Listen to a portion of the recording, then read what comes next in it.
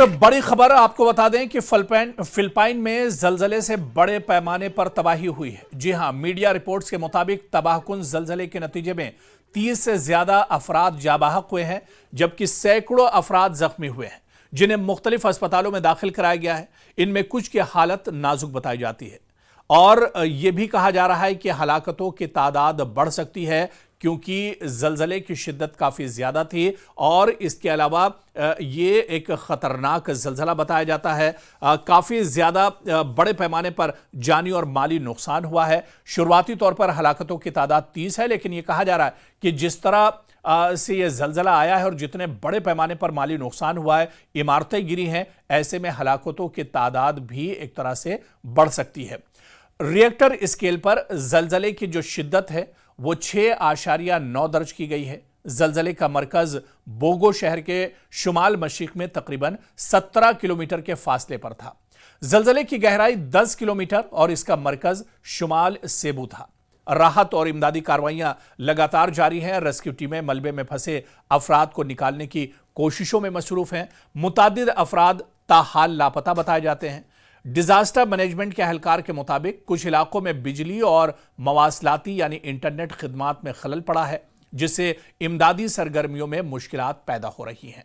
तो फिलिपाइन में यह बड़ा जलजला आया है जहां पर बड़े पैमाने पर तबाही हुई है और यह खदशा जाहिर किया जा रहा है कि मरने वालों की तादाद काफ़ी ज़्यादा हो सकती है, क्योंकि शुरुआती तौर पर ही जो आंकड़े आए हैं इनमें मरने वालों की तादाद 30 बताई गई है और मरने वालों की तादाद ये और बढ़ सकती है। इसके अलावा एक बड़ी तादाद जख्मियों की है, क्योंकि अचानक तेज़ी के साथ पूरी धरती एक तरह से हिली और उसके बाद कई इमारतें ज़मींबोस हो गई हैं। लोग अपने घरों में, ऑफिसेज में और जहां पर भी थे वहां पर एक तरह से फंस कर रह गए हैं। और कई तारीखी इमारतें फिलिपीन की, जिनमें कई गिरजाघर भी एक तरह से बताए जाते हैं, उन्हें भी काफ़ी नुकसान पहुंचा है और कई इमारतें ज़मींबोस हो गई हैं। तो दुनिया में इससे पहले भी बड़े पैमाने पर जलजले आते रहे हैं, लेकिन फिलिपाइन का ये जो जलजला है इसमें बताया जा रहा है कि इसमें नुकसान बड़े पैमाने पर हुआ है, क्योंकि आप देखिए रेक्टर स्केल पर जलजले की शिद्दत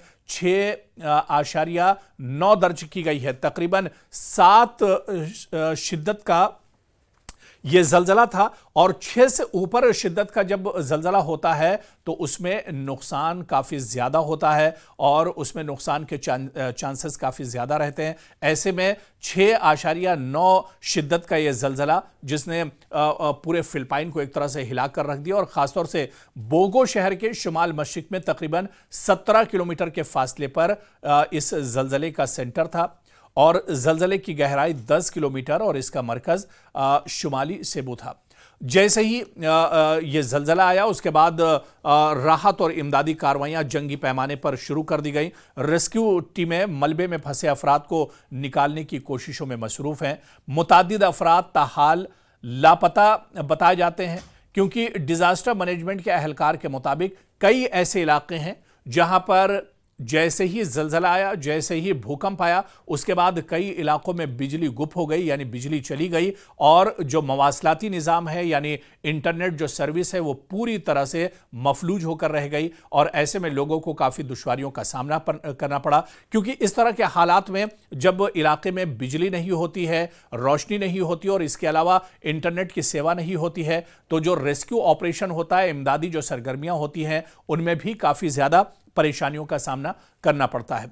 जलजले के झटके इतने शदीद थे, जो लोग मुतासिरीन हैं उनका कहना है कि इस जलजले के झटके इतने शदीद थे कि कई रिहायशी इमारतें ज़मींबोस हो गई हैं और तालीमी इदारे शदीद मुतासिर हुए, यानी स्कूल, कॉलेजेस और ऑफिसेस को काफ़ी नुकसान पहुंचा है। जलजले के बायस बास्केटबॉल मैच के दौरान एक स्पोर्ट्स कॉम्प्लेक्स गिर गया, खौफ व हरास फैल गया और लोग अपने घरों और दफातर से बाहर भागने पर मजबूर हुए।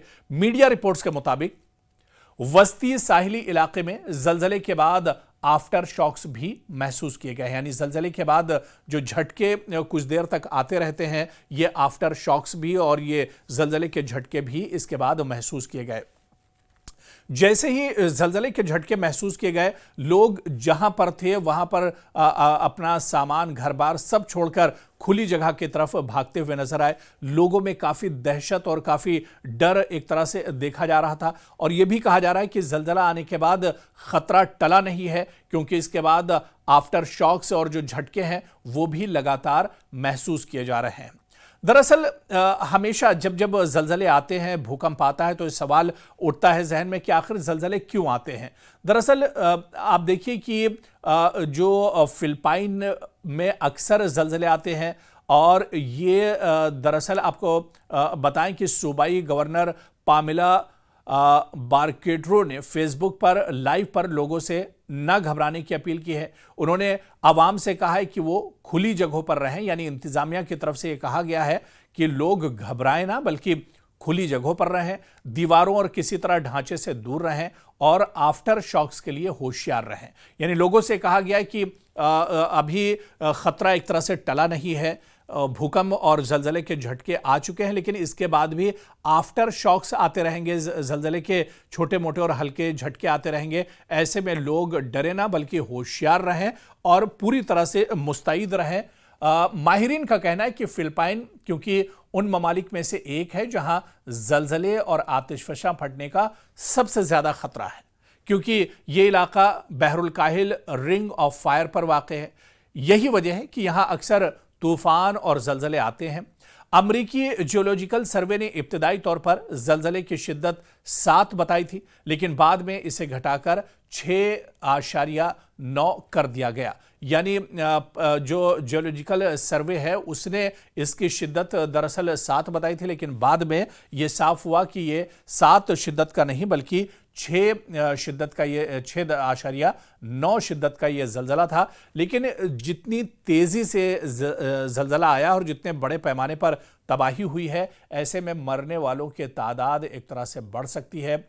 हालांकि इससे पहले भी आप देखिए कि दुनिया में जलजले के कई बड़े हादसे हो चुके हैं, कई बड़े जलजले इससे पहले भी आते रहे हैं, खासतौर से जापान की अगर बात की जाए, और ख़ुद हिंदुस्तान में ही आप देखिए कि गुजरात में भुज में जब जलजला आया था तो काफ़ी ज़्यादा तबाही हुई थी। तो तारीख में इस तरह के बड़े जलजले आते रहे हैं, लेकिन फिलिपाइन में बड़े पैमाने पर इस जलजले के बाद रेस्क्यू ऑपरेशन शुरू किया गया है। सरकार और इंतजामिया ने लोगों से अपील की है कि वो घबराए ना, डरे ना, सिर्फ होशियार रहें, अलर्ट रहें, तैयार रहें, क्योंकि जब जब इस तरह के बड़े जलजले और शिद्दत के जलजले आते हैं तो उसके बाद आफ्टर शॉक्स आते रहते हैं, जिसकी वजह से जलजले के झटके बाद में भी आने का अंदेशा रहता है, जिसकी वजह से लोगों में एक डर और खौफ रहता है। ऐसे में कहा गया कि लोग घबराएं ना, बल्कि अपना ख्याल रखें और अपने आसपास के जो लोग हैं उनका ख्याल रखें। लोग सिर्फ अलर्ट रहें।